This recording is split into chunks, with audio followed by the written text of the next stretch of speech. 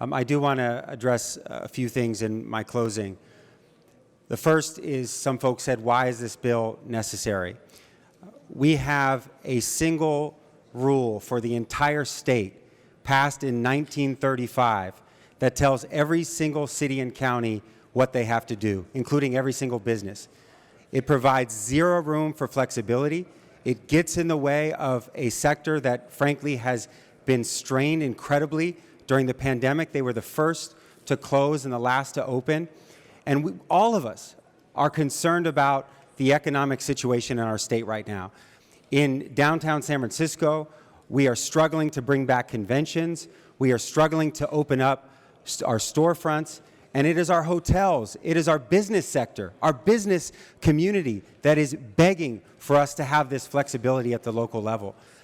It makes no sense for the state of California, for this building, to tell every single city, rural, large city, everything else, what time their businesses should close. That is not how our state should be operating when it comes to flexibility for local businesses.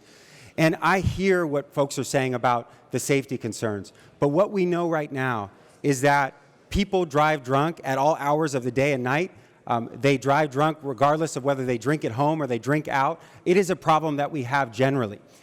And we have studied this closely, and there is no correlation at all to a later closing time for 3 cities, let alone for the state, which is happening in other places, and more DUIs or more drunk driving accidents. We now have plenty of options: Uber, Lyft, taxi, transportation for people to be able to not drive. And we know from studying this that this does not increase those types of accidents. In fact, pushing everybody out, having them down their drinks and push them out at 2 is actually part of the problem. So we want this in our cities to be able to support our local businesses, to be able to support our communities, to be able to support this sector that is so important to our state, our entire state's recovery.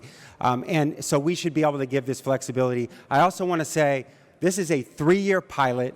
It is something for 3 cities that want this, that are opting into this. It requires a public safety and transportation plan to be able to go into effect. What I ask you, colleagues, on behalf of our local business community that are struggling, that want this body to allow them the flexibility to serve their communities, and for us to hire folks and get businesses reopened, and to do it in a way that is safe for the people that we represent, that you allow us to pass this pilot program for these 3 cities, and I respectfully ask for your aye vote.